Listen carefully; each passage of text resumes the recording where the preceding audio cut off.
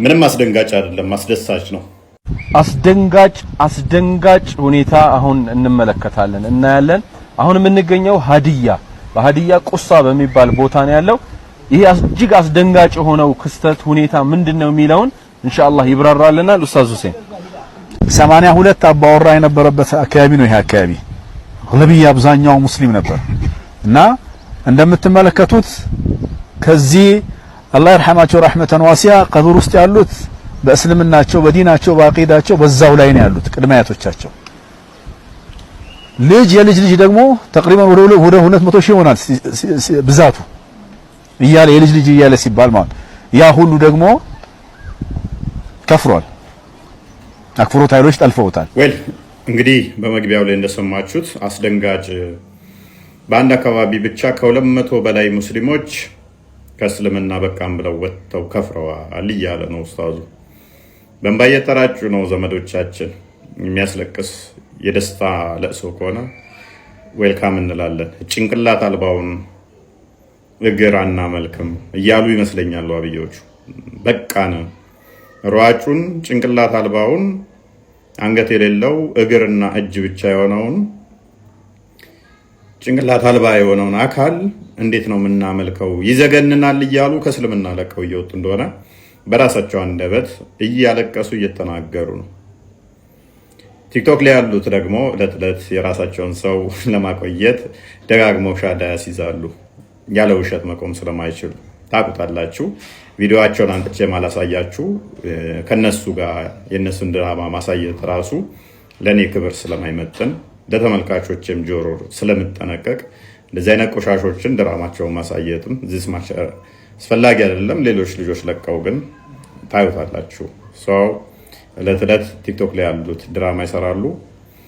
ህዝባቸው ግን በመቶ ሺዎች ከእስልምና በቃም ብሎ እየወጡ እንደሆነ ኡስታዞቻቸው ደጋግመው ተናግረውታል። አሁንም ይህንን ድምፅ ለምትሰሙ እህት ወንድም ሙስሊሞች አውቃለሁ ስትወጡ ጫና ይደርስባቸዋል።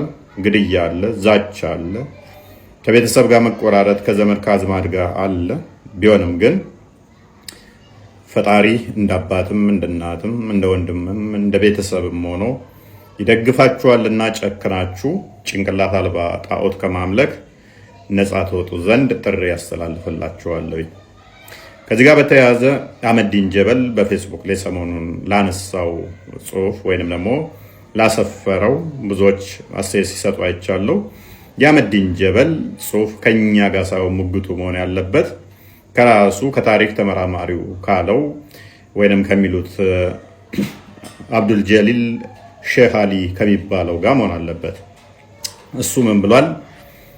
አንድ መጽሐፍ ጽፎ ነበር ከዚህ በፊት እስልምና በኢትዮጵያ ቅድመ ክርስቶስ ከክርስቶስ በፊት በኢትዮጵያ እስልምና ብሎ ነበር። አህመዲን ጀበል ደግሞ እስልምና ወደ ኢትዮጵያ የገባው በ7ኛው ክፍለ ዘመን ነው እስልምና መጤ እንደሆነ አስቀምጧል። ስለዚህ አህመዲን ጀበልና የታሪክ ተመራማሪው አብዱል ጀሊል ሼህ አሊ ዲቤት እንዲያደርጉ እናመቻችላቸው ዘንድ መልእክት አስተላልፋለሁ። እስልምናን እንዴት እንደቀበረው ግቡና አዳምጡ። ና እስቲ ወንድ ወንክ እስልምና የነቢያት ሃይማኖት ነው በልና ሞገት ና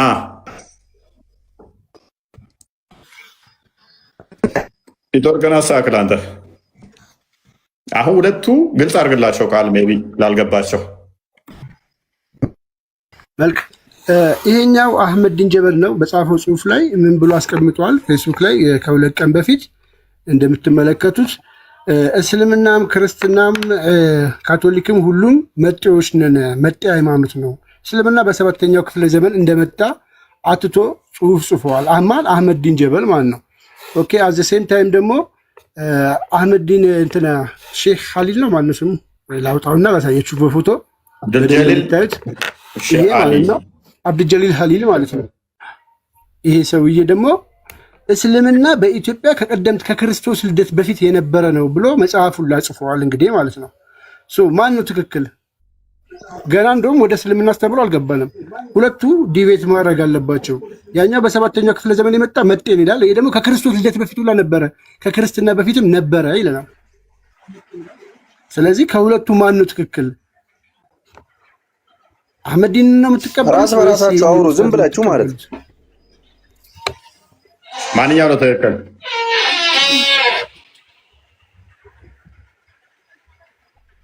ቀጥል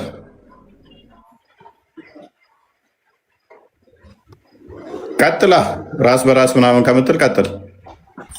ወይ እኔ የምለው አንተ ለምሳሌ ነው የምትገባው ወይስ እውነትም የእምነት መምህር ነህ? ቶፒኩ ላይ ገባና ቀጥል። ቶፒኩ ላይ ማውራት እንችላለን። ምን ነበር ያልከኝ? ፕሊስ ኒው ታርግ ሰራን እናወራለን። አሁን ምንድነው የምፈልገው ከኔ ጋር ማውራት? ኦኬ አህመዲን ጀበል የጻፈውን አርቲክል አንብበዋል? እፎይ ክፈትለት አንዴ። እሺ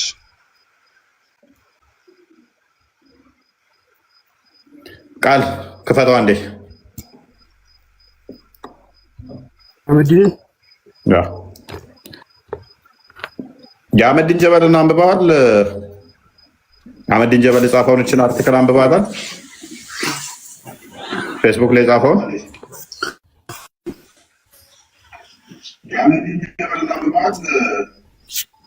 አዎ አንብቤዋለሁ። ኦኬ ትክክለኛ ጽሁፍ ነው? እስልምናን ይወክላል? አረ በደንብ ነው አባቴ። እሱ ማለት አህመዲን ጀበል ማለት ነው የሚያወራቸው ነገሮች እኮ በራሱ ተንተትሮስ እንትን ብሎ ሳይሆን በራሱ አምጥቶ ሳይሆን ማለት ነው የታሪክ ተመራማሪ የታሪክ ምሁር ነው አባቴ። ኦኬ የታሪክ ተመራማሪ ነው። እኔ አሁን ዋና ሬስ ብያስኩበት ነገር ማለት ነው ምሁር ነው በጣም። ምን ልልህ ፈልጌ መሰለህ? ቆይ እኔ ያስኩበት ነገር ነጥብ ይዤበታለሁ። ምን አዳምጠኛ። የታሪክ ምሁር ነው፣ ተመራማሪ ነው፣ በጣም ጎበዝ ነው፣ እስልምና የሚወክል ጽሁፍ ነው ብለኸኛል። ሚዩት አድርግና እንደ ክፈተው እስኪ ካሜራ። ቆይ ሚዩት አድርግና ድገምና ክፈተው፣ እየደረበብኝ ስለሆነ ማለት ነው። ድገምና ክፈተው እስኪ። እሺ ይደርባል። ወጥተህ ትገባለህ። ተመልሰህ ነው። እንዴት? ምን ላድርግ? ምን ሆነብህ? ይደርባል። ምን ሆነብህ? የአንተ ድምፅ ተመልሶ ይሰማኛል። ምን ሆነብህ? እንዴት ላድርገው ታዲያ? እኔ አላውቅም። ተመልሰህ ላክልኝ እያልኩት ያለሁትም አልተረዳኝም መሰለኝ።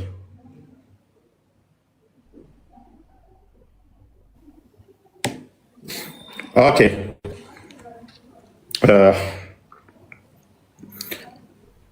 እሱን እናስገባ ወይንስ እንቀጥል ከሌሎች? ኦኬ ሙሪዱ እሱን እናስገባ ወይንስ እንቀጥል ከሌሎች? ኦኬ ሙሪዱ አይሰማም? እንኳን ደህና መጣህ። አመሰግናለሁ። መልካም። ይህንን ጽሑፍ አንብበዋል? አላነበብኩትም። ስለሱ ላወራ ነው የገባሁት። ኦኬ ስለዚህ ቶፒክ ማውራት ትችላለህ? ቶፒክ ላወራ የምችለው ያለ ራስህ አንድ ነገር ልነግርህ ነው። ቴንክ ፕሮፋይሉ ተጽዕኖ ስለሚያደርግብህ ከስር ሆነህ ተማር። ለቤቱ ማመተንም ይህን ፕሮፋይል ይዘህ አብዱልአዚዝ አውቃቸዋለሁ። መሀይሞች እኔ ቤት ሲገቡ እኮ በደንብ ነው የማውቃቸው። ባይዘ በፕሮፋይላቸው ለያቸዋለሁ። አብዱልአዚዝ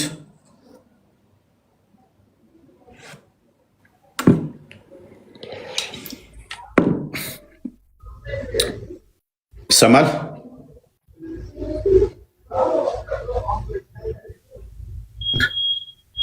ቀጥሉ እስኪ። ምንድን ነው እሱ?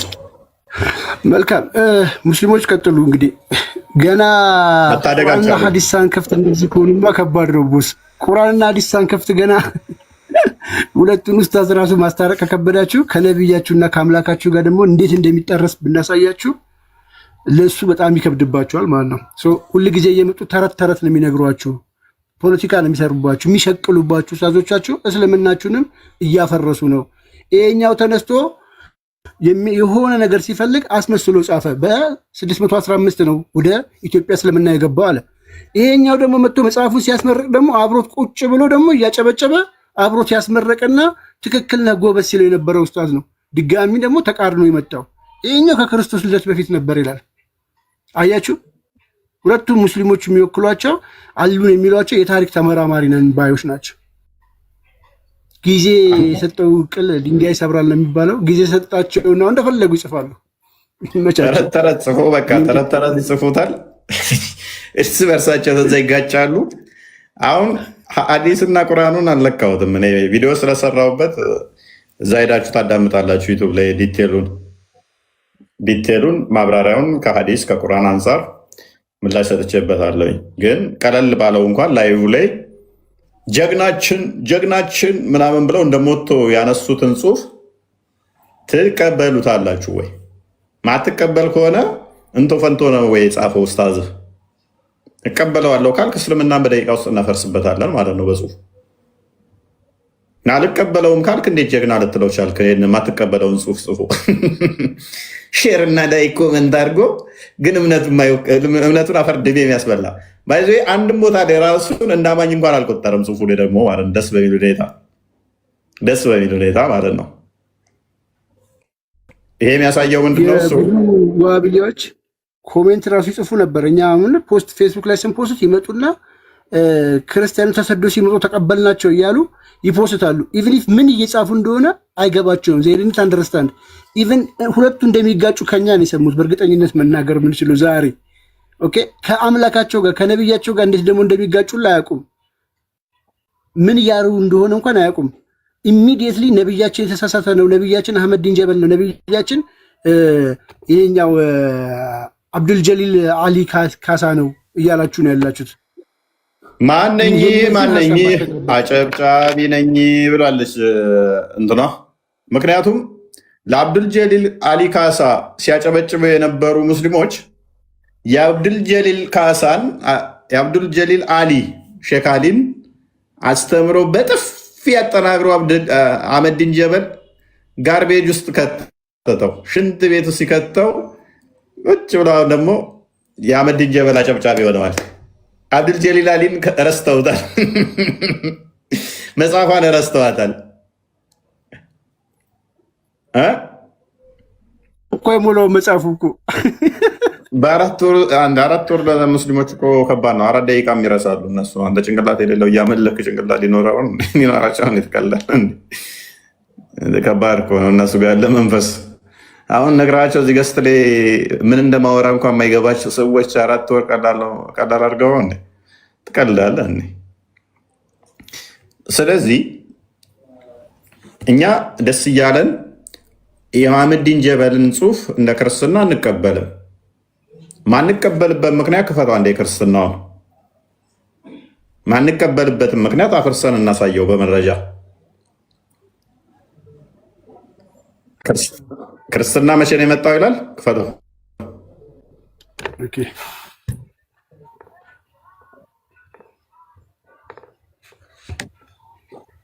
ኦኬ ዝቅ አድርገው። ኦኬ ዝቅ አድርገው። ክርስትና ከ330 እስከ 451 ድረስ የአክሱም ቤተመንግስት ሃይማኖት እንጂ ዝቅ አድርገው። አሁንም አይ ቲንክ ቆርጠህብኛል። ኦኬ ቀጥሎም እንደ አውሮፓውያን አቆጣጠር በ330 ፕሌስ እያነበብኩ ነው። ቀጥሎም እንደ አውሮፓውያን አቆጣጠር በ330 ፍርሚናጦስ በተባለ ወጣት መሪነት ጥቂት የሶሪያ ክርስቲያን በስደት ወደ አክሱም መጡ። በእንግድነት ተቀበልናቸው ይለናል።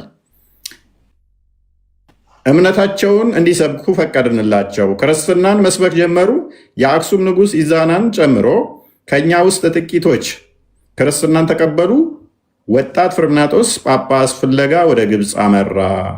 ንጉሥ ኢዛና ክርስትናን እንዲቀበል እንዳደረገ ገለጸ ምናምን እያለ ይቀጥላል። ቃል በጣም ፕሊስ ተከታተልን። ሳነብ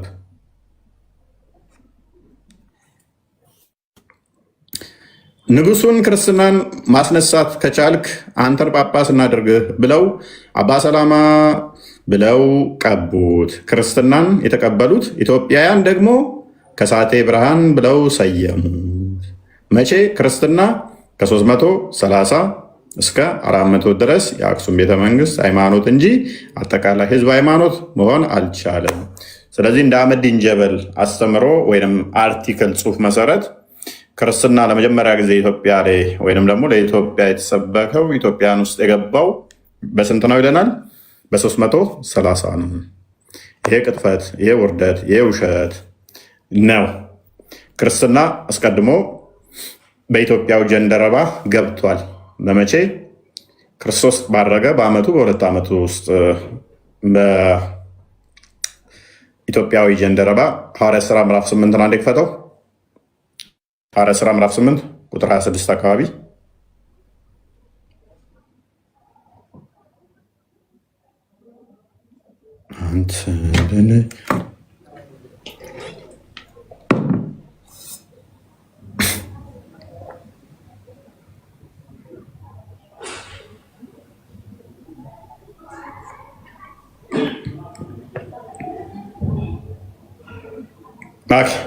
ቁጥር 26 አይ ቲንክ የጌታ መልአክ ፊልጶስን ተነሳ፣ በደቡብ በኩል ከኢየሩሳሌም ወደ ጋዛ ወደሚያወርደው ምድረ በዳ ወደሆነ መንገድ ሂድ አለው ይላል። ማንን? ፊልጶስን። የጌታ መልአክ ምን አለው? ተነስ ሂድ በጋዛ በኩል። ኦኬ፣ ተነስቶም ሄደ።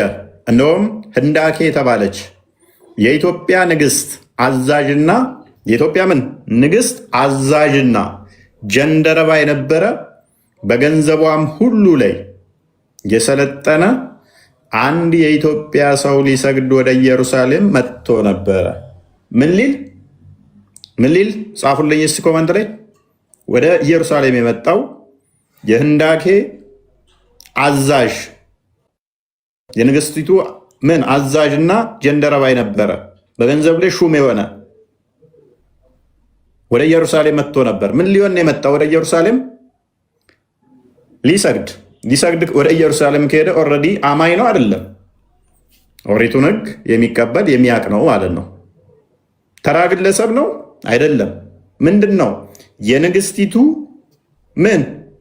አዛዥና ጀንደረባ የነበር በገንዘብ ሁሉ ላይ የሰለጠነ የንብረት ክፍል ኃላፊ የሆነ ተራ ግለሰብ አይደለም። ኦኬ፣ ይህ ሰው ኢየሩሳሌም ሄዶ ሊሰግድ ሲመለስም በሰረገላ ተቀምጦ የነቢዩን የኢሳያስን መጽሐፍ ያነብ ነበረ። ስለዚህ ትንቢተ ኢሳያስ ደረቅ ወንጌል ተብሎም ይጠራል። የክርስቶስን መምጣት ብቻ ሳይሆን ቤዛነት ቁልጭ አድርጎ የሚያስቀምጥ መጽሐፍ ስለሆነ ማለት ነው። ይህንን እያነበበ ነበር የኢትዮጵያዊ ከፍ አድርገው። መንፈስም ፊልጶስን ወደዚህ ሰረገላ ቅረብና ተገናኝ አለው።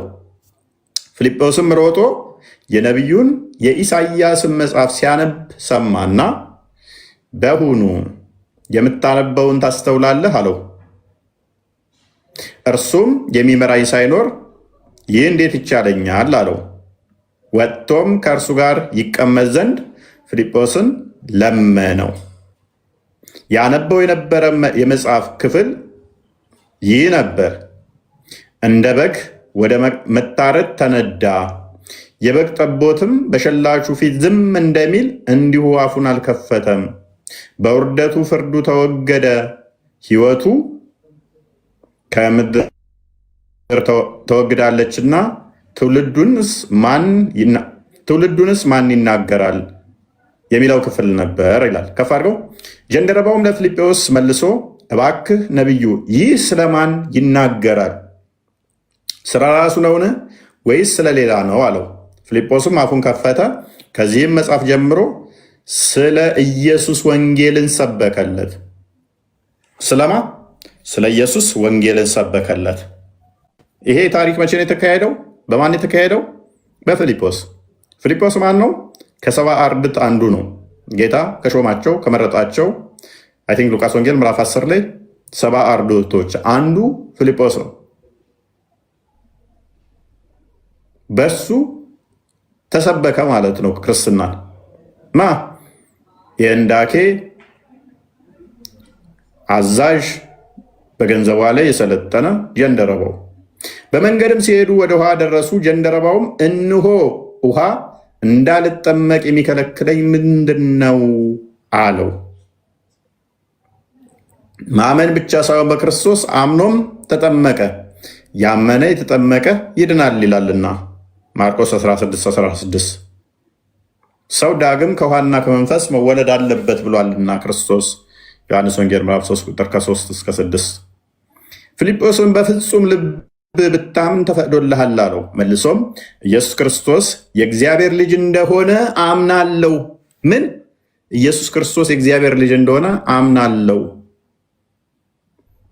ይህንን ምስክርነት ከሐዋርያቶች ውስጥ ሰጥቶ ትልቅ አክብሮት የተሰጠው ማን ነው? እስቲ ኮመንት ላይ ጻፉልኝ። ኢየሱስ ክርስቶስ የእግዚአብሔር ልጅ ነው ማለት በጣም ትልቅ ምስክርነት ነው። ይህንን የተናገረ ሐዋርያ በትንሹ አንድ ሁለቴ ይህንን በመናገሩ የተመሰገነ አለ።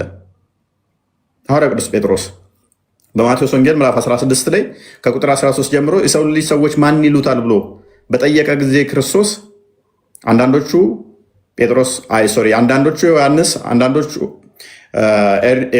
ኤርሚያስ፣ አንዳንዶቹ ኤልያስ ይሉሃል፣ አንዳንዶቹ ከነቢያት አንዱ ነህ ይልሃል ብለው ባሉት ሰዓት እናንተስ ማን ትሉኛላችሁ ብሎ ሲጠይቃቸው አንተ የሕያው የእግዚአብሔር ልጅ ነህ ብሎታል ጴጥሮስ። ክርስቶስ ከዛ ምን አለው? አንተ ጴጥሮስ ይህን ስጋና ደም አልገለጸልህም የሰማዩ አባቴ እንጂ በዚህች ዓለት ላይ ቤተክርስቲያን መሰረታለሁ፣ የገሃነም ደጆች አይችሏትም። አንተ የምታስረው የታሰረ ይሆናል፣ ስልጣን ሰጠው። በተመሳሳይ ደግሞ ዮሐንስ ወንጌል ምዕራፍ 6 ላይም ከቁጥር 65 አካባቢ ጀምሮ ይህንኑ ይደግመዋል። ጴጥሮስ ከአንተ ወዴት እንሄዳለን? አንተ የሕያው እግዚአብሔር ልጅ ነህ ብሎ ጴጥሮስ ይህንኑ ምስክርነት ሲሰጥ እናገኘዋለን። ታላቅ ምስክርነት ስለሆነ ይህንን ታላቅ ጴጥሮስን ታላቅ አንተ የገነትና የሲኦል መክፈቻ ያንን ቤተ መቅደስ የተሰራውን አለቱን ቁልፍ የተሰጠው ጴጥሮስ እንዲያሰጠው ያደረገው ምን ብሎ ስለመሰከረ ነው? አንተ የሕያው እግዚአብሔር ልጅ ነህ ብሎ ስላለ ነው። ይሄ ኢትዮጵያዊም ጀንደረባ ምን አይነት ምስክር ነው የሰጠው?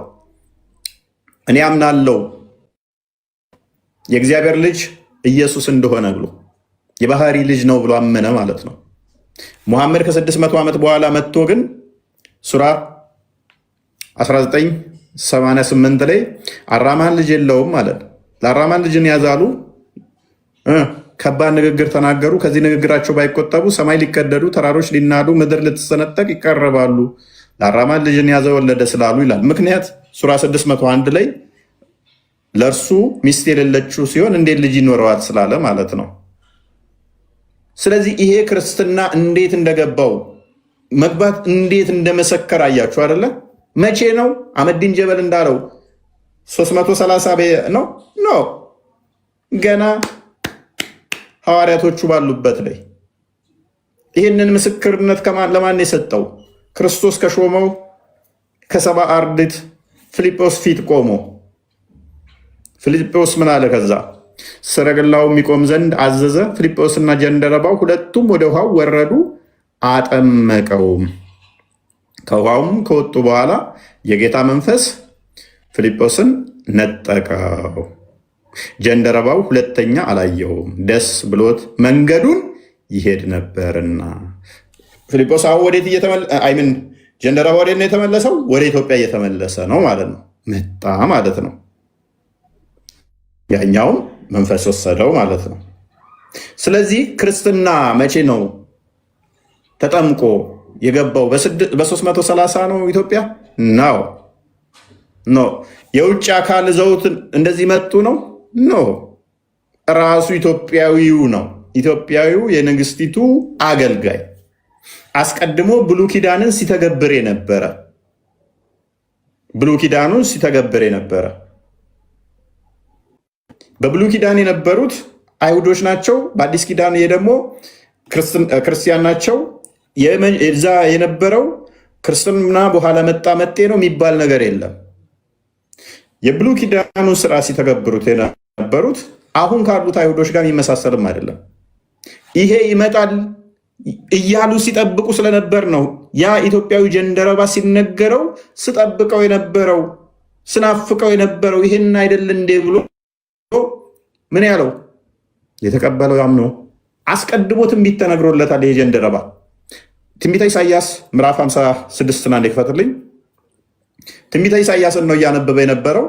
ትንቢተ ኢሳይያስ ላይ አስቀድሞ ትንቢት ለዚህ ጀንደረባ ተነግሮ ነበረ፣ ትንቢትም ነበረ። መቼ ነው የታሪክ የተፈጸመው? ዛሬ 300 አህመዲን ጀበል እንደሚለው 330 ላይ ነው። ድንቁርና ጣራ ነክቶበት ነው። ወደ እግዚአብሔር የተጠጋ ምጻተኛ እውነት በእውነት እግዚአብሔር ከህዝቡ ይለየኛል አይበል። ጀንደረባ እነሆ እኔ ደረቅ ዛፍ ነኝ አይበል። ወደ ማን የተጠጋ? ወደ እግዚአብሔር የተጠጋ። ያ ኢትዮጵያዊ ጀንደረባ ማንም ፈልጎ ነው የመጣው? ወደ ኢየሩሳሌም ሊሰግድ ነው። እግዚአብሔርን ፈልጎ ነው የመጣው። ጣዖት ሊያመልክ አይደለም። እንደ መሐመድ አባቶች እነ በዓልን ሊያመልክ ወይንም ደግሞ እነ ሁበልን ሊያመልክ አይደለም ሄደው፣ እግዚአብሔርን ሊያመልክ ነው። ወደ እግዚአብሔር የተጠጋ እሱ ጀንደረባ እነሆ እኔ ደረቅ ዛፍ ነኝ ይበል። ያ ኢትዮጵያዊ ጀንደረባ እግዚአብሔርን ፈልጎ ወደ እግዚአብሔር ነው ሄደው። ስለዚህ ምን ይለዋል? እግዚአብሔር ሰንበቴን ስለሚጠብቁ ደስ የሚያሰኙኝም ከፈር ነገር ስለሚመርጡ ቃል ኪዳኔንም ስለሚይዙ ጀንደረቦች እንደዚህ ይላል። ኢትዮጵያኖች የብሉይ ኪዳኑንም ስርዓት አስቀድሞ ስለተሰበከ ሰንበትን ቅዳሜን ይጠብቃሉ። ቅዳሜንም ሰንበትን ይጠብቃሉ አይደለም? ዘጸአት ምዕራፍ 20 ላይ ያለውን። ስለዚህ በተመሳሳይ ሰንበቴን ስለሚጠብቁ ደስ የሚያሰኝኝንም ነገር ስለሚመርጡ ቃል ኪዳኔንም ስለሚይዙ ጀንደረቦች እንዲህ ይላልና በቤቴና በቅጥሬ ከወንዶችና ከሴቶች ይልቅ የሚበልጥ መታሰቢያ ስም እሰጣቸዋለሁ። የማይጠፋ ስም እሰጣቸዋለሁ። ምን የማይጠፋ ስም እሰጣቸዋለሁ? በቤቴና በቅጥሬ ውስጥ የማይጠፋ ስም እሰጣቸዋለሁ። ማቴዎስ ወንጌል ምዕራፍ 16 ቁጥር 18 እና እንደከፈተው አሁን የት ነው የምሰጠው አለ። በቤቴና በቅጥሬ ውስጥ የማይጠፋ ስምን እሰጣለሁ። ይህ አሁን ትንቢት ነው። ይሄ ትንቢት እንዴት ተፈጸመ? ክርስቶስ ቤተ መቅደሱን ሰራ፣ ቤተ ክርስቲያኑን ሰራ። 16 ቁጥር 18 እኔም እልሃለሁ አንተ ጴጥሮስ ነህ፣ በዚህችም ማለት ላይ ቤተ ክርስቲያኔን እሰራለሁ፣ የገሃነም ደጆች አይችሏትም አለ። ምን የገሃነም ደጆች ማይችሏትን እቤቴን እሰራለሁ አለ። ክርስቶስ በስጋ ሲመጣ አስቀድሞ የነበረው ነበር። ህዝበ እስራኤል ይባላሉ፣ ህዝበ እግዚአብሔር ይባላሉ። እነኛ ምን አዲስ ስም እንደሚሰጣቸው ትንቢት ተነገረ። ያ ስም ማን ነው? እሱ በቤቴና በቅጥሬ ውስጥ ነው መሰጣችሁ። ቤቱን ሰራ ክርስቶስ፣ ቤተ ክርስቲያን ተባለች። ሐዋርያት ሥራ ምዕራፍ 11 ቁጥር 25 እንክፈተው። በዛ ውስጥ ምን ሰጣችኋለሁ አለ? ለጀንደረቦች የማይጠፋ ስም እሰጣችኋለሁ። 11 ቁጥር 25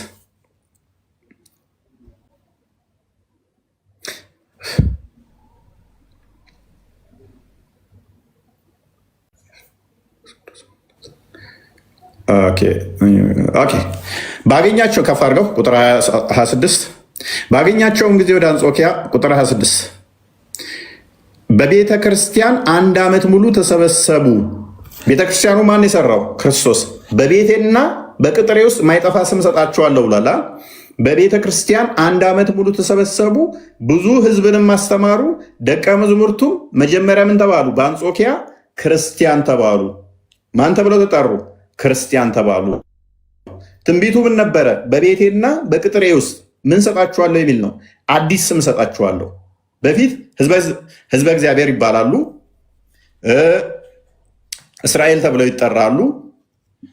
እነኚህ አሁን ትንቢት ተነገረ። ምን አዲስ ስም እሰጣችኋለሁ፣ ያ ስም የማይጠፋ ያ ጀንደረባ አሁን አዲስ ስም ተሰጠው ማለት ነው። በዛ በቤቱና በቅጥር ውስጥ ክርስቲያን ተብሎ ተጠምቆ አምኖ ክርስቲያን ተባለ።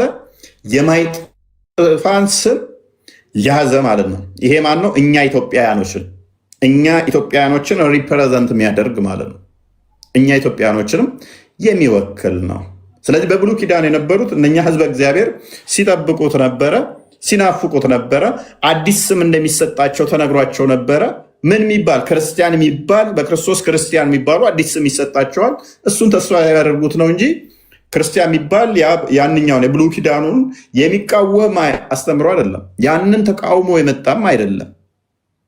አዲስ ስም እንደሚሰጥ ግን ያንኛው ህዝበ እግዚአብሔር የሚባሉት የእግዚአብሔር ልጆች የሚባሉት ዘዳግም ምዕራፍ 14 ቁጥር 1 ላይ እናንተ የአምላካችሁ የእግዚአብሔር ልጆች ናችሁ የተባሉት ትንቢተ ኢሳይያስ ምዕራፍ 63 ቁጥር 16 ላይ አብርሃም ባያቀን እስራኤል ባይታዘዘን አንተ አምላካችን አባታችን ብለው የሚያምኑት ኢየሱስን ሲቀበሉ ዮሐንስ ወንጌል ምዕራፍ 1 ላይ ወደ ገዛ ወገኖቹ መጣ፣ ለተቀበሉት የእግዚአብሔር ልጆች የሆኑ ዘንድ ስልጣን ሰጣቸው። ይህም ከስጋና ከደም አይደለም። ወደ ማን መጣ? ወደ ገዛ ወገኖቹ። ቁጥር 11 ጀምሮ 33 ወደ ገዛ ወገኖቹ። እነኛ ወገኖቹ ማናቸው? አስቀድሞ ኪዳን የተሰጣቸው ማለት ነው። አባቶች ለነሱ ናቸውና ከነርሱ ክርስቶስ በስጋ መጣ፣ እርሱ ከሁሉ በላይ የተባረከ ሆኖ የዘላለም አምላክ ነው ይለዋል ሮሜ ምዕራፍ 9 ቁጥር 5 ጀምሮ። ስለዚህ ልጅነት በማን ነው ይለናል። ከዛ ያ ተስፋው የተሰጠው በማን ነበር? በአብርሃም። ዘፍጥረት ምዕራፍ 12 ቁጥር 3 ጀምሮ ከቁጥር 1 እስከ 4 ድረስ በአንተ ዘር አሕዛብ ይባረካሉ ብሎታል። ያ ዘሩ በማን ነው የሚመጣው? ዘሩ እንዴት ነው የሚመጣው? በይስሐቅ በኩል ማለት ነው። በይስሐቅ እንዴት ይመጣል? ዘፍጥረት ምዕራፍ 17 ቁጥር 10 ላይ ግዝረትን እንዴት እንደሰጠ ቃል ኪዳን ካቆመ በኋላ አሕዛብ ዘሩ በማን እንደሚባረክ ነገረን፣ በይስሐቅ ማለት ነው። ይህንም ፓራፍሬዝ ሲያደርገው ጳውሎስ በደንብ ሲያብራራው ምን ያደርገዋል? ሮሜ ምዕራፍ 9 ላይ ከቁጥር 6 ጀምሮ ከአብርሃም የሚወለዱ ሁሉ እስራኤል አይደሉም ማለት ነው። ከአብርሃም የሚወለዱ ሁሉ እስራኤል አይደሉም፣ ነገር ግን በማን ይጠራልሃል ተባለ? በይስሐቅ። ስለዚህ በይስሐቅ በኩል አሁን ሁሉ ማን ይሆናል ማለት ነው? የአብርሃም ዘር ይሆናል ማለት ነው። በይስሐቅ በኩል በእምነት በኩል ይመጣል። ደግሞ ገላትያ ምዕራፍ 3 ላይ ስትመጡ በእምነት ይሆናል። በእምነት አስቀድሞ ደግሞ ለአብርሃም ወንጌል ተሰብኮለታል። ስለዚህ እነኛ ወንጌል የተሰበከላቸው ናቸው። አይሁድ የሚሏቸው እና አህመዲን ጀበል ወንጌል የተሰበከላቸው ወንጌል አማኝ ናቸው። የአሁኖቹ ውሳ ታዲያ እነኚህ አይሁዶችን ፕሪሰፖዝ አድርጎ በፊት የነበሩት እነሱ ናቸው ኢትዮጵያ ላይ ነው። እነኛዎቹ የቀድሞዎቹ ወንጌል የሚያምኑ ናቸው። ገላትያ ምዕራፍ 3 ቁጥር 8 ላይ አስቀድሞ ክፈተው። ገላትያ ምዕራፍ 3 ቁጥር 8 አስቀድሞ ለአብርሃም እንኳን ወንጌል ተሰበከለት ይላል። ወንጌል አማኝ ናቸው። ወንጌል ደግሞ ስለ ልጁ ነው፣ ስለ ክርስቶስ የምስራች ብስራት፣ አዳኝ ጌታ ተወልዷል የሚል ነው ወንጌል። እነኚዎቹ ታዲያ አዳኝ ጌታ እርሱ ክርስቶስ ተወልዷል ብለው የአሁኖቹ አይሁዶች ያምናሉ እንዴ? አያምኑም። ስለዚህ የብሉይ ኪዳኑን የሚያምኑት በኢትዮጵያ የነበሩት ከኛ ጋር የሚስማሙ እንጂ ከነኚህ አይሁዶች ጋር የሚስማሙ አይደሉም። እነኞቹ ትክክለኞቹ አይሁዶች አይደሉም። እነኞቹ የሳቱ ናቸው። መጽሐፍ እግዚአብሔር አሕዛብን በእምነት እንዲያጸድቅ አስቀድሞ አይቶ በአንተ አሕዛብ ሁሉ ይባረካሉ ብሎ ወንጌልን ለአብርሃም ምን አለው? አስቀድሞ ሰበከው። ቁጥር 24 ላይ አድርገው።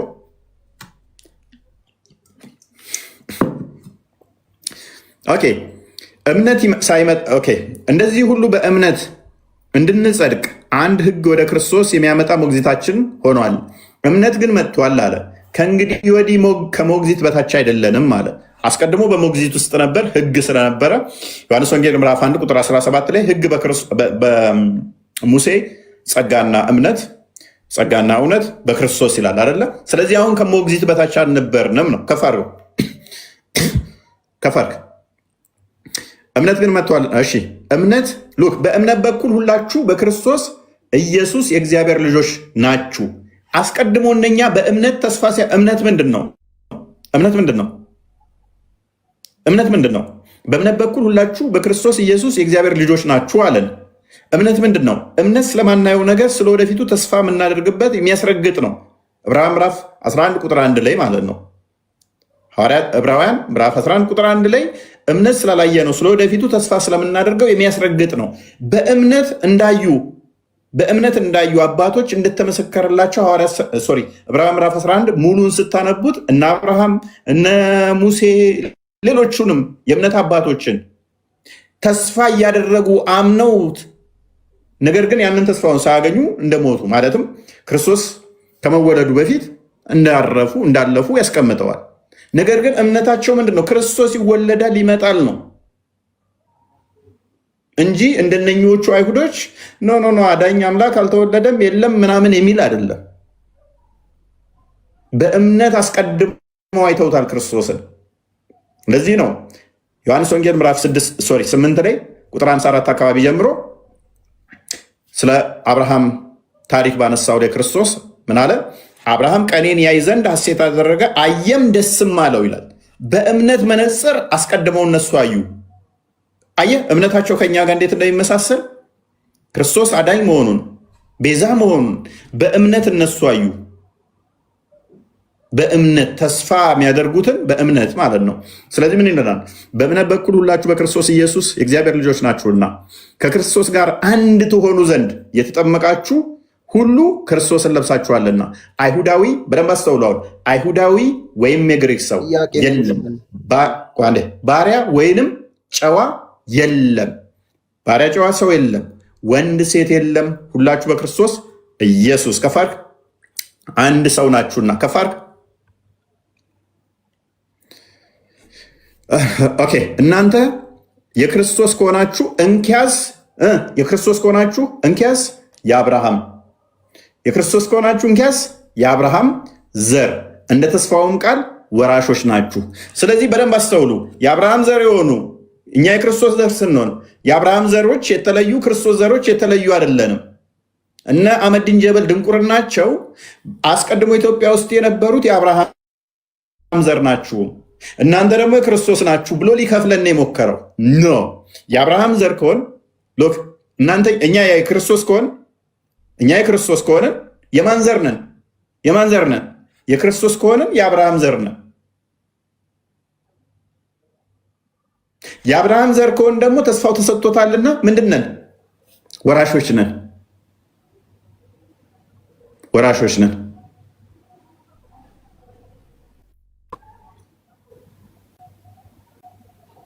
ግልጽ ይመስለኛል። ቢኒ እንኳን አልመጣ። ቃሎትን ያሰማልን። በጣም ግልጽ ነው። ቃሎት ያሰማልን። እግዚአብሔር ይስጥልን። እውነት ነው። በክርስቶስ ወራሽ ነን እኛ የአብርሃም ዘር ሆነናል። አብርሃምን ክርስቶስ ስጋ የመጣው ከአብርሃም ስለሆነች ትጨርሳል። በቃ ላቁም፣ ችግር የለም። ትንሽ ነገር ብቻ ነው የምናገረው።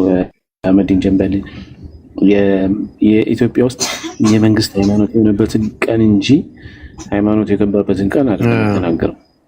እንደዛ ከሆነ ኢቨን መዲና ውስጥ የመንግስት ሃይማኖት የሆነበት ቀን አለው። መካ ውስጥ ራሱ መሐመድ ሙሉ እስልምናን ማለት ሙሉ አረቢያን የተቆጣጠረበትና ንጉስ ሆኖ እንትን ያለበትን ቀን ነው የሚታየው ማለት እስልምና የጀመረው ከዛ ቀን ብሎ እንደማለት ነው። ባይዘወይ ክርስትና የገባው በ34ኛው መቶ ክፍለ ዘመን ነው። ክርስቶስ ከሞተ ከአንድ ዓመት በኋላ ነው። አስቀድሞ ሲናገር እንደነበረው እፎይ ከአንድ ዓመት በኋላ ነው የሄደው። ወዴት? ወደ ኢየሩሳሌም ማለት። ስለዚህ በ34ኛው ዓመተ ምህረት ነው ጃንደረባው እዛ ሄደው ተመልሶ የመጣው። እንግዲህ በ35 ቢሆን ምናልባት በ35 ገባ ልትሉ ትችላላችሁ። እንደዛ እንጂ 300 ምናምን ይሄ ቀልድ ነው። ስለዚህ የመንግስት ሃይማኖት የሆነው የመንግስት ሃይማኖት ሲሆነ ሲባል ምን ማለት ነው? በአንድ ቀን ክርስትና ገብቶ በአንድ ቀን የመንግስት ሃይማኖት ሆነ ወይስ ከዛ በፊት ገብቶ ህዝቡ በጠቅላላ ያን እየተቀበለ ስለሆነ ነው የመንግስት ሃይማኖት የሆነው የሚለው ምን ማለት ነው? ስለዚህ ህዝቡ ስለተቀበለው ኦፊሻሊ የመንግስት ሃይማኖት ሆነ የሚለው ሊያስማማን ይችላል ያ ቀን እንጂ ገባ በሚል አያስማማም። እንደዛ ትክክል አይደለም። እሱማን እንደዛ ካላችሁማ እኮ መካ ውስጥም ራሱ እኮ የሁሉም እምነት የሆነው እኮ ተጨፍጭፎ ምናምን ካለቁ በኋላ ነው ሙሉ ለሙሉ የመካ ወይም የዛ የአረቢያ ምድር እንትን የሆነው ሃይማኖት የሆነው። ከዛ በፊትማ በጦርነቱ ነበር። ስለዚህ የለም ማለት ነው። ስለምን አልገባም እንደዚህ ተብሎ ነው የሚታሰበው። እንደዛ ለማለት ነው። እፎይ ያው የሚያነሱት ነገር በርሳቸውም ግጭት ነው። አንደኛም ነገር ደግሞ ዝም ብሎ ከጥላቻ ብቻ ስለሚጽፉ ያለ ማስረጃም ስለሚጽፉ ሁልጊዜ እንዲህ አይነት ግጭት ይፈጠራል በመካከላቸው ዲሶነንት ስለሆኑ ታማኝ ስላልሆኑ እና እንደዛ ነው። ቀጥሎ ኦኬ አይተኸው መጣህ ወንድማችን ከስራ አረብኛ ስም እኔ መጠየቅ እችላለሁ ጥያቄ? ቆይ ትጠይቃለህ። ቅድሚያ ቶፒኩ ላይ እንትን እንበልና ትጠይቃለህ። ቆይ እዚሁ ነው።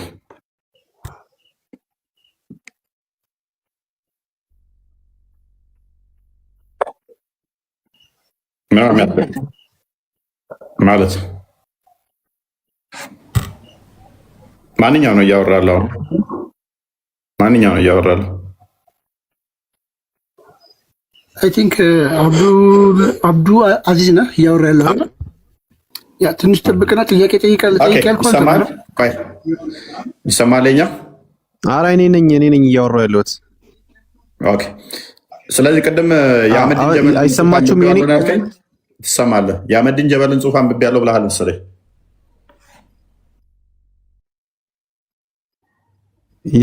ይሰማል? ትሰማለህ? አህመዲን ጀበልን ጽሑፍ አንብቤያለሁኝ ብለሃል ቅድማ።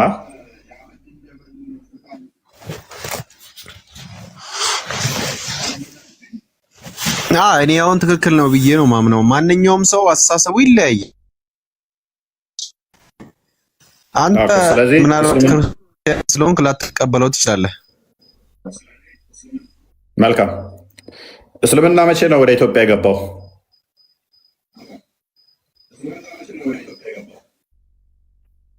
ኢትዮጵያ በነጃሺ ጊዜ ነው። በነጃሺ ጊዜ እስልምና ኢትዮጵያ ገብቷል። በረው እኮ እዛኔ ገብቷል። ግን ያው እሺ ምን ልትለኝ ፈልገህ ነው? ኦኬ፣ ከዛ በፊት ነው የገባው ወይንስ ያኔ ነው የገባው?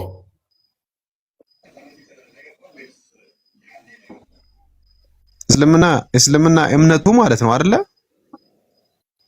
አዎ እኮ የዛኔ የነጃሺ ጊዜ ነው የገባው። ስለዚህ ይህንኛው ጸሐፊ ደግሞ ከክርስቶስ በፊትም ኢትዮጵያ ላይ እስልምና አለ ሲል እየዋሸ ነው ማለት ነው።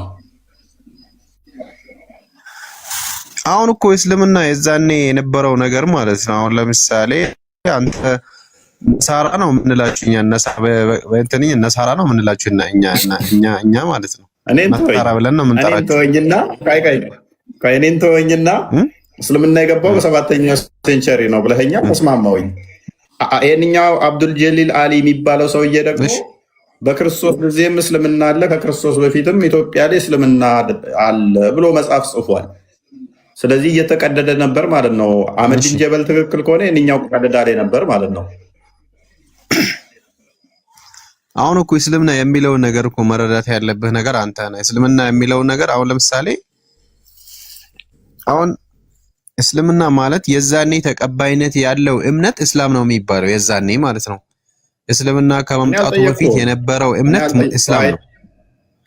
ይኸውልህ እስልምና ከመምጣቱ በፊት እስልምና ከመምጣቱ በፊት ማንኛውም ተቀባይ ያለው እምነት እስላም ነው ተብሎ የሚጠራው። ይኸውልህ አሁን ለምሳሌ ማለት ነው የዛኔ ነሳራ ከዛ በፊት ለማምለክም ተቀባይነት ካለው እስላም ተብሎ ይጠራል። ዝንጀሮ ማምለክም ተቀባይነት ካለው እስላም ተብሎ ይጠራል። እያልኩ እንደዛ እያልኩ አይደለም እኮ እንደዛ እያልኩ አይደለም። እና ምን እያልኩ የዛኔ ተቀባይነት ያለው እምነት ሁሉ እስላም ተብሎ ይጠራል አልከኝ እኮ። ከነብዩ እሺ፣ ኢትዮጵያ ክርስትና የገባው መች ነው? እሺ ንገረኝ። የኛን በደንብ አብራራሁት ቅድም። አሁን የራስን ጨርስ። አይደለም ማብራራት አይደለም። ከዛ በፊት ምን ነበር? ከዛ በፊት መች ነው የገባው? እሺ ክርስትናም እኮ መጤ ነው ሲጀመር። አሁን በደንብ አስተውል። መጤ የሚባለው አንድ አካል መጤ መስፈርቱን አታውቁትም ይመስለኛል። አንድም መጤ የሚባለው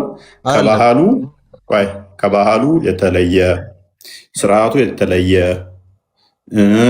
አስቀድሞ ከህዝቡ ከያዘው ጋር የተለየ ነገር ሲመጣበት ነው መጤ የሚባለው። ያንም አታውቁ ከሆነ ማለት ነው። ስለዚህ በደንብ አስተውል። ምን ብለኸኛል መሰለህ? የአህመዲን ጀበልን ተቀብለህ በ7ኛው ሴንቸሪ ነው ኢትዮጵያ የገባው እስልምና ብለኸኛል።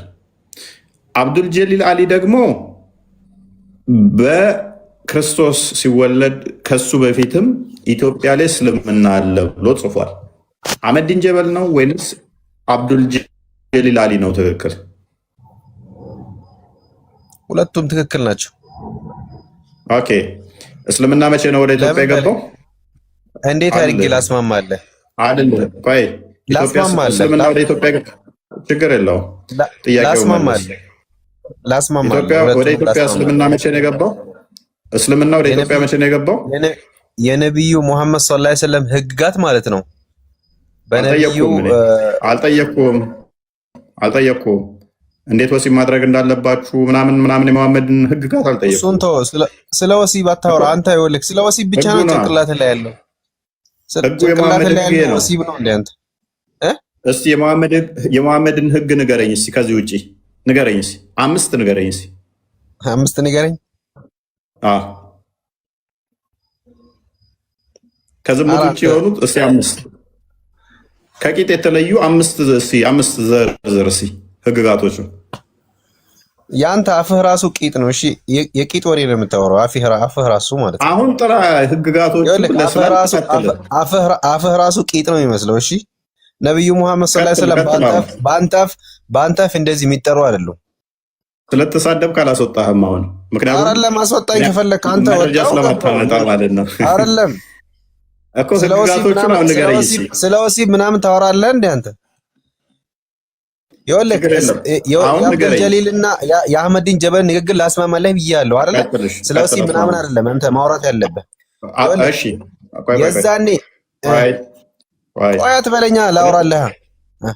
ስለተሳደብክ የጭንቅላት ባዶነት ነው እንጂ የሚገለጠው እየተሳደብክ አይደል አንተ? ነብዩ መሐመድ ሰለላሁ ዐለይሂ ወሰለም እየተሳደብክ አይደል እንዴ? እየተሳደብክ ነው እኮ።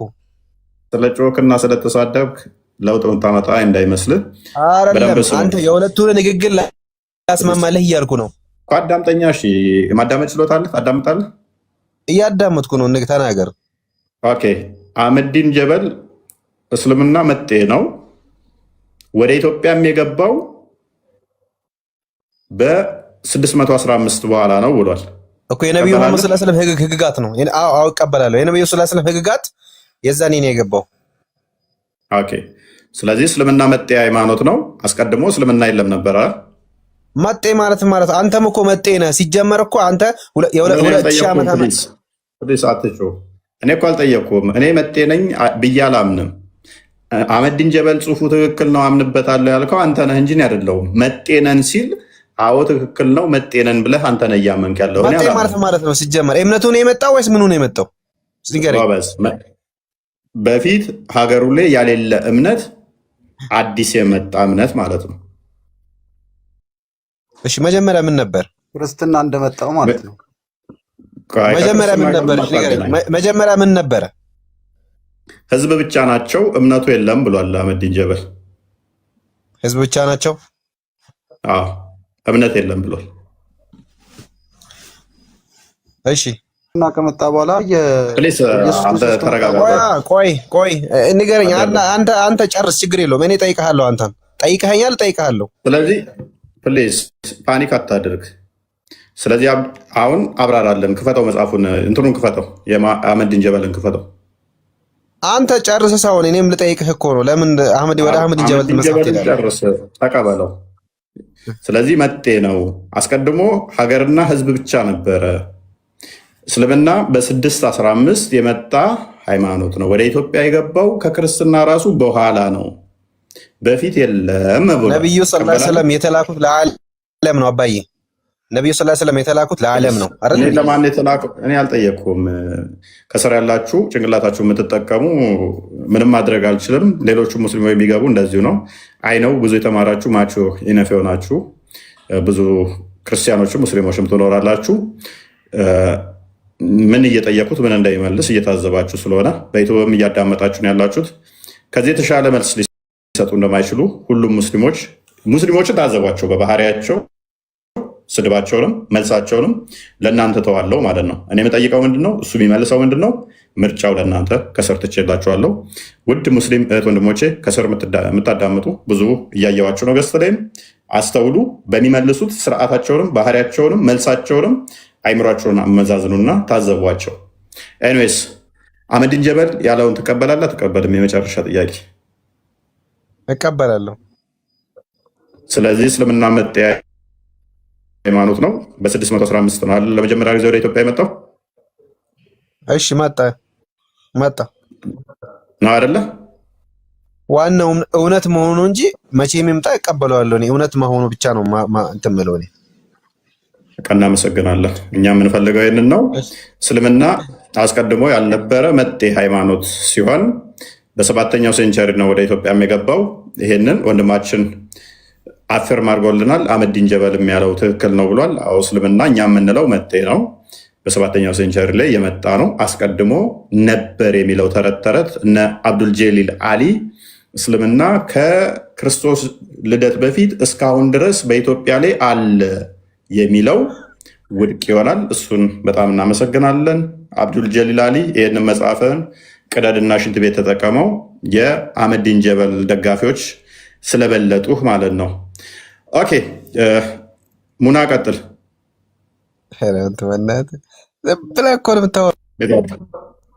ሙና ቀጥል። ሙና እኔ መጠየቅ እችላለሁ? ምንድን ነው ጥያቄ? ኢየሱስ ክርስቶስ የመጣው ለምንድን ነው? ወደ ምድር የተፈጠረው? ኢየሱስ ክርስቶስ ወደ ምድር የመጣው ምንድን ነው? እሱ ዕብራውያን ምዕራፍ 2 ቁጥር 15 አንድ ክፈተው።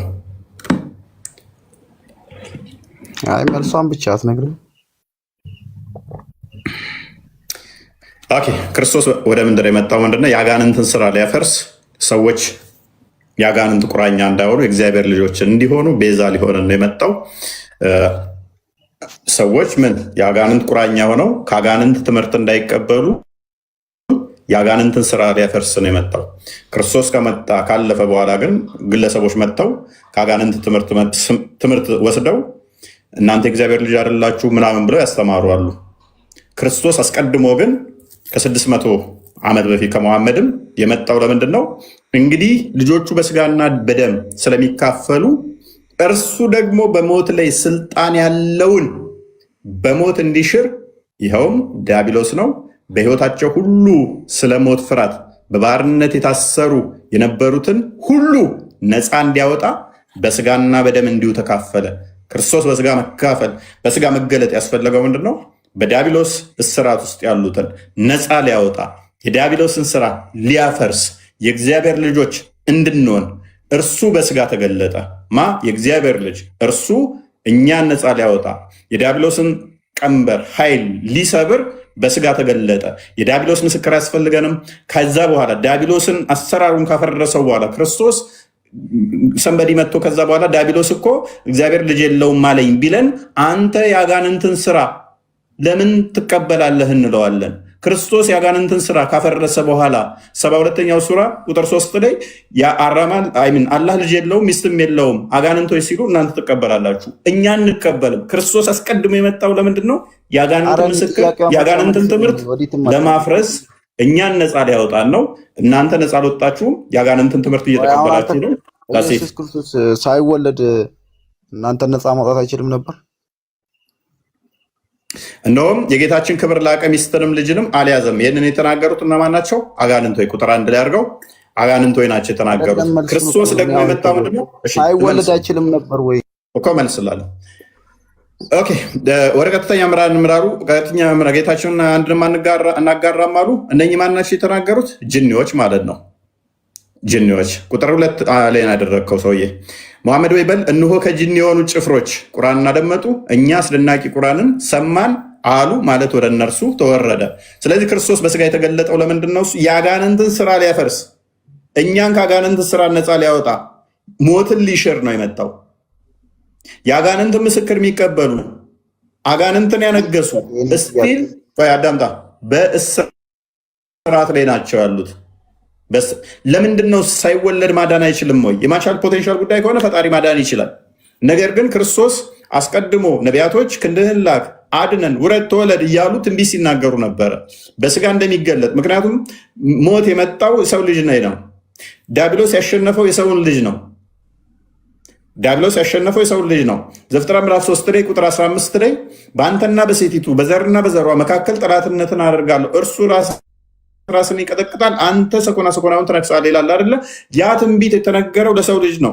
በሴቲቱ ዘር በሴቲቱ በኩል የመጣው ያ የእባቡና የሴቲቱ ዘር ጠላትነት ይቀጥላል። ያንን ሰኮናውን ራሱን የሚቀጠቅጠው ማን ነው? እሱ ከሴቲቱ የሚወለድ ነው። ምክንያቱም ሴቲቱ ዕፀ በለሱን በልታ በእሷ ምክንያት ኃጢአት መጣ ተብሎ እድሜ ልክ እንዳትወቀስ በሴቲቱ በኩል የሚመጣው ዳግማይቱ ሔዋን ማርያም ምን መስጠት አለበት? ዘር መስጠት መቻል አለባት ማለት ነው። ያችኛይቱ ዘር የሚበላውን ዘር ሰጠች። እችኛይቱ ዘር ደግሞ አማናዊ ክርስቶስን እርሱ የሚበላውን ስጋዬን ብሉ ደሜን ጠጡ ያለ እሱን ሰጠች። ያችኛይቱ ሔዋን ደግሞ ዕፀ በለሱን ቆረጠች፣ በላች፣ ባሏንማ በላች። እችኛይቱ ድንግሊቱ ያችኛይቱ ድንግል ምሳሌ የሆነችው ማርያም ደግሞ ምንም ሰጠች? በድንግልና ክርስቶስን ሰጠች ማለት ነው። ስለ ትንቢቱ መጣና ዲያብሎስ ከገነት ያወጣው ማን ነው? የሰው ልጅን ነው። ሞት እንዲመጣበት ምክንያት ያደረገው በሰው ልጅ ላይ ነው። እግዚአብሔርን አይደለም ያሸነፈው። ስለዚህ ሰው ልጅ ዲያብሎስን ማሸነፍ ስላለበት ክርስቶስ በሰው ልጅ የባሪያውን ስጋ ለብሶ ተገለጠ ማለት ነው። በስጋ ተገለጠ። ምክንያቱም ዲያብሎስ እግዚአብሔር እዛ ሆኖ እንደዚህ ያደረግኩ ቢለውማ ሰው አይደለም ያሸነፈኝ እግዚአብሔር ነው። እግዚአብሔር እንደሚያሸንፈውማ ያውቃል። ነገር ግን በስጋ ተገለጠ፣ ወንድሞቹ መሰለ። ያንን ዲያብሎስን አስጠግቶ አሸንፎ ማቴዎስ ወንጌል ምዕራፍ 4 ላይ ሉቃስ ወንጌል ምዕራፍ 4 ላይ ተተፈተነ በኋላ ዲያብሎስን አቅርቦ ከረታው በኋላ ያንን ጸጋ ለደቀ መዛሙርቶቹ ሰጣቸው። ማቴዎስ ወንጌል ምዕራፍ 10 ላይ ከቁጥር 1 ጀምሮ ደቀ መዛሙርቶቹ መረጣቸው፣ ሾማቸው፣ በአጋንንት ላይ ስልጣን እንዲያወጡ ሰጣቸው። ለሰባ አርድእቶቹም በተመሳሳይ ሉቃስ ወንጌል ምዕራፍ 10 ላይ ስልጣኑን ሰጣቸው። ሄዱ፣ ሲመጡ አጋንንት እንኳን በስምህ ተገዙልን አሉ። ስለዚህ በስጋ ተገለጠና ያንን ስልጣን ለሰው ሁሉ ሰጣቸው። አጋንንት የሚረታበትን የሚሸነፍበትን ገለጠ። አንድም ፍቅሩን ደግሞ እስከ ሞት ድረስ ፍቅሩን ገለጠ። ዮሐንስ ወንጌል ምዕራፍ 15 ቁጥር 13 ላይ እንዲሁም ደግሞ ሮሜ ምዕራፍ 6 አይ ቲንክ ሮሜ ምዕራፍ 6 ቁጥር 6 ወይንም 5 ላይ እስከ ሞት ድረስ ፍቅሩን ገለጸ ማለት ነው ክርስቶስ። ከዚህ በላይ ፍቅር የለም። ዮሐንስ ወንጌል ምዕራፍ 3 ቁጥር 16 ላይ አንድያ ልጁን እስኪሰጥ ድረስ ዓለሙን እንዲወዷልና ይላል። ፍቅር ከዚህ በላይ ምን አለ? እስከ ሞት ድረስ ከመውደድ በላይ ከየት ሊመጣ ይችላል? ስለዚህ እግዚአብሔር አንድያ ልጁን እስከ መስጠት ድረስ ፍቅሩን ለሰው ልጅ ገለጸ። የሰው ልጅ ኃጢአት የሰራው አዳም ኃጢአት የሰራው የበደለው ሔዋን የበደለችው ምን እናፍቀው ነው? እግዚአብሔርን መሆንን ነው አይደለም? እነሱ እንደማይሆኑ ካሳያቸው በኋላ ግን እርሱ ዝቅ ብሎ የባሪያውን መልክ ይዞ ፊልጵስዩስ ምዕራፍ 2 ቁጥር 5 እስከ 8 እንደሚናገረው በእግዚአብሔር መልክ ሲኖር ሳለ ከእግዚአብሔር ጋር መተካከል መቀማት እንደሚገባው አልቆጠረውም። የባሪያውን መልክ ይዞ በስጋ ተገለጠ። እርሱ በምስሉ እንደ ሰው ተገልጦ ይላል እስከ ሞት ድረስ የታዘዘ ሆነ ይላል። የባሪያውን መልክ ይዞ ፍቅሩን ትሕትናውን ዝቅ ብሎ አስተማረ። እኔ ጌታችሁ መምህራችሁ ስሆን እግራችሁን ካጠብኩ እናንተ እንዲያደርጉ ብሎ ትሕትናን አስተማረ። ዮሐንስ ወንጌል ምዕራፍ 13 ከቁጥር 13 እስከ 15 ይህንኑ ደግሞ አንደኛ ጴጥሮስ ምዕራፍ 3 ላይ ከቁጥር 22 ጀምሮ ማለት ነው ምሳሌ አርአያ ትቶልን ሄደ ማለት ነው። ቤዛ የሆነን አዳኝ የሆነን እሱ ምሳሌ ሊሆነን በስጋ ተገለጠ።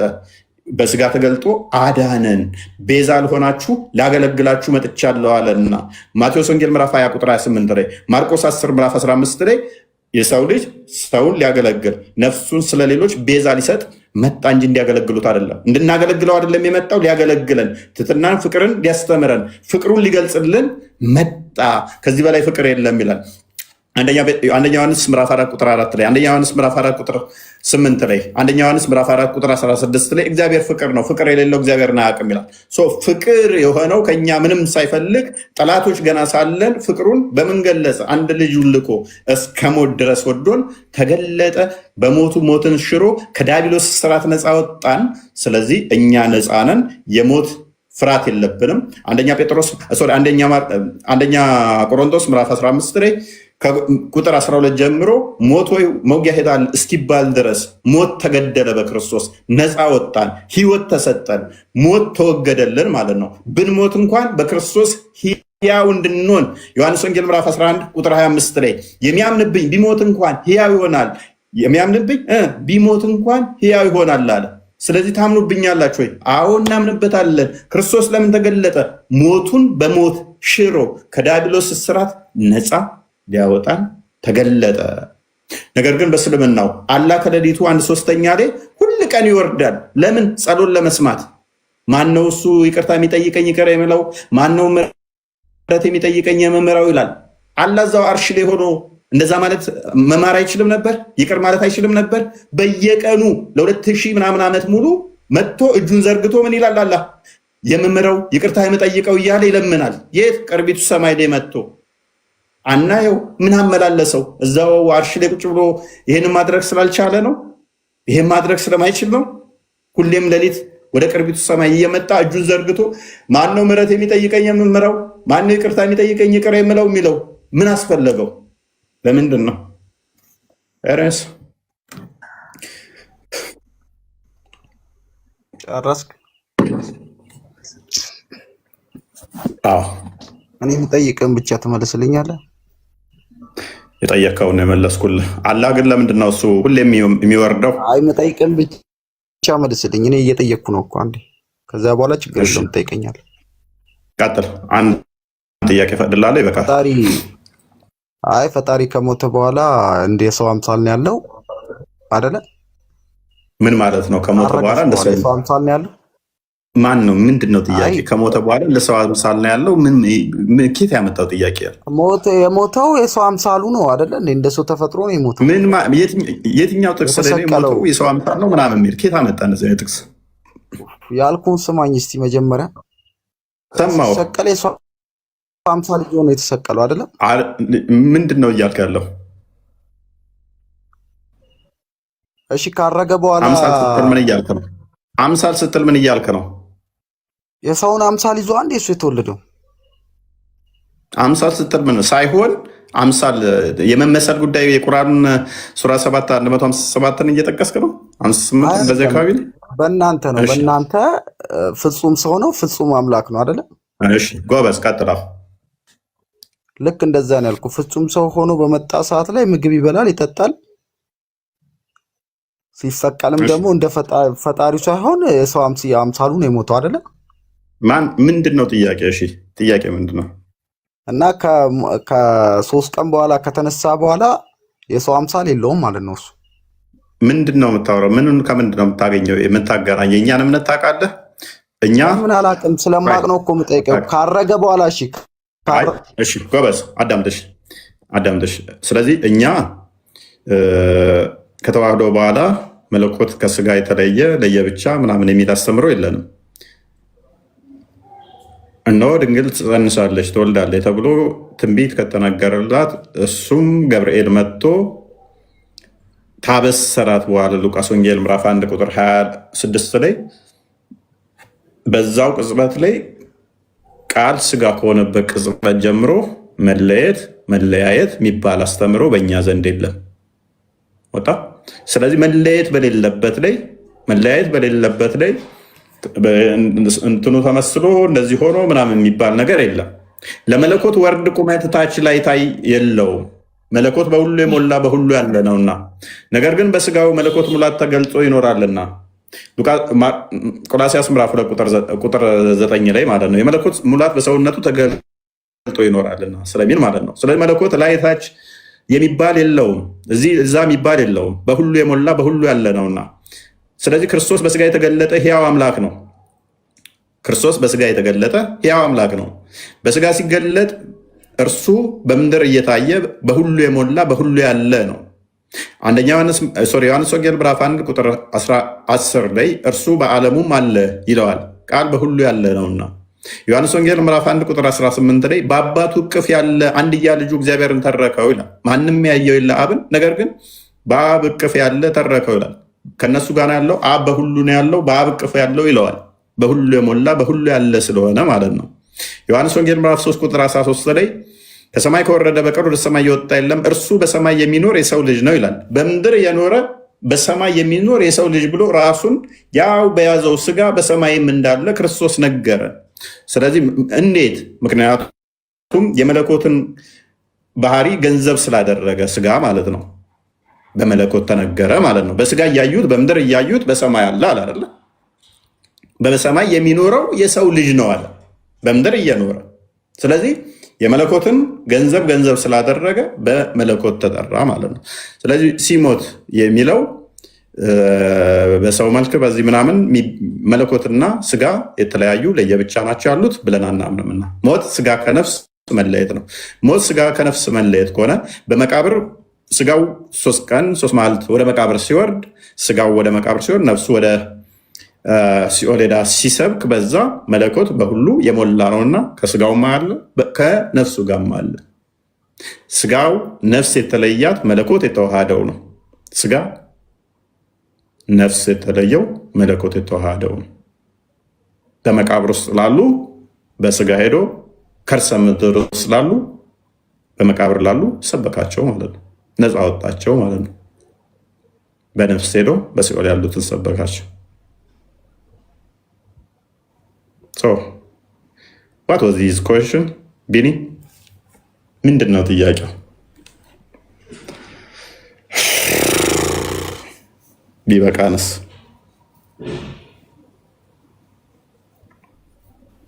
ሌሎችን ያሰማልን። ድንቅ ትምህርት ነው። እውነት ከልብ በጣም ድንቅ ትምህርት ነው። እስልምና ሳስበው ዘገነነ። ምን ቲዮሎጂ አለ ጌታ በሚያውቀውና እውነት ቃለ ሕይወትን ያሰማልን።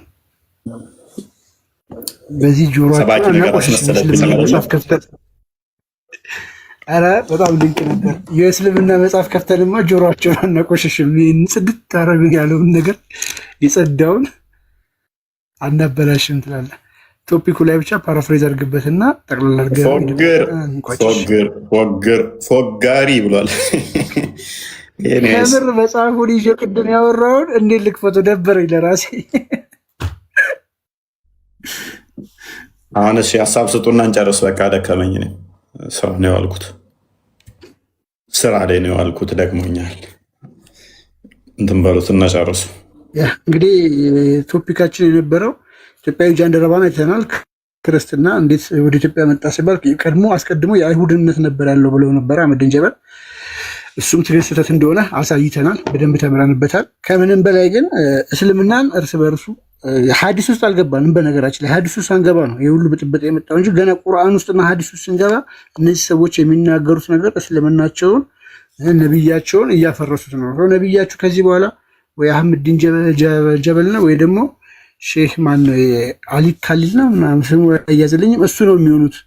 ቢካዝ አንደኛው እስልምና በኢትዮጵያ ውስጥ ከክርስቶስ ልደት በፊት ነበር ብሎ 2 ወር 3 ወር አይሞላውም መጽሐፍ ጽፎ ሲሸበችብ ነበረ። አሁን መጣና በ3 ወሩ ደግሞ ይሄኛው ራሱ አብሮት መጽሐፉን ሲያሻሽጥና ሲያሟሙቅ የነበረው ሰውዬ እስልምና በ615 ነው ኢትዮጵያ የገባው፣ ስደተኛ ነው፣ ተሰዶ ነው የመጣው አለ። which one is true? ሙስሊሞች የትኛውን ነው የምትሰሙት?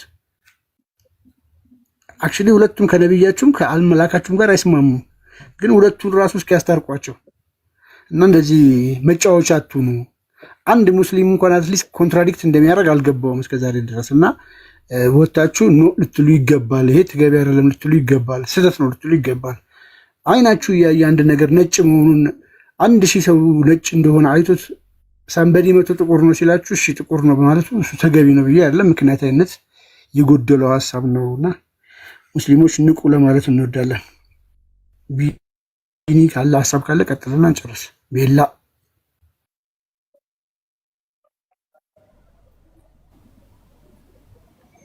ያ ከቁርአኑና ከሐዲሱ አንጻር ለማለት ይቸገራለሁ። ብዙ ስላሉ ፐርዴ ብዙ ሰው ስለሚመጣ ከዛ ሁሉ አጋጣሚ እንደዚህ ካላየዋችሁ በስተቀር እረሳለሁ እኔ እና ጠንከር በሉ።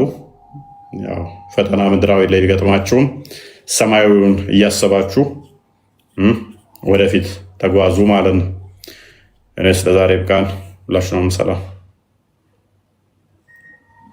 ያሰማልን። ቀጥ ቢላዬ ቀጥ። እሺ አይ ቃላት ያሰማልን። ቦስ ሁላችሁም ደህና ደሩ። አሪፍ ትምህርት ነበር የተማርነው እና እናመሰግናለን።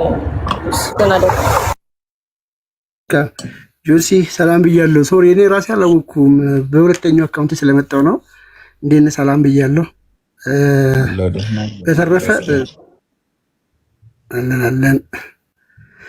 በተረፈ እሺ ታፕታፕ ስታደርጉ ለነበራችሁ ኮፒ ሊንክ ላደረጋችሁ በሙሉ እናመሰግናለን። እግዚአብሔር ይስጥልን፣ እግዚአብሔር ያክብርልን፣ የነፍሱ ዋጋ ያድርግላችሁ። ስለነበረን ቆይታ አምላካችን እግዚአብሔር የተመሰገነ ይሁን። እናመሰግናለን። ቦስ ቃለ ሕይወት ያሰማልን። መልካም አዳር። ላሳያችሁ አለ አንድ ዩቲዩብ ወደዛ እንደሄዱ በቃ ካለ 1 ደቂቃ አሳያቸው፣ ከስር አሳያቸው። ለወጣ ከስር በቃ አሳያቸው። ከስር ማሳየት ትችላለህ። ስልጣን ሰጥቻለሁ ቃል ቁጥር ጻፍ። አንድ ቁጥር ስልጣን ልስጥህ ኮመንት ላይ እንድታሳያቸው። 7 ቁጥር ጻፍ።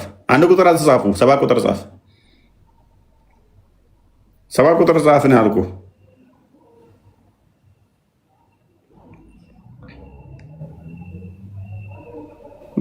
ሌሎች እየጻፉ ነው። እንደማን ደስ ነኝ እኔ ቃልን ነው ያልኩት።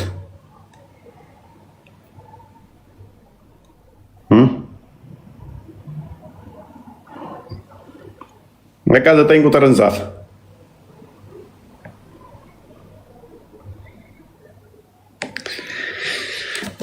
እሺ ደህና ማደር ትችላላችሁ እንዴ? ሀይ ደህና ማደራችሁ ምናምን ሰዎች ደህና አደሩ፣ ደህና እንደሩ እንጂ ደህና እንደሩ።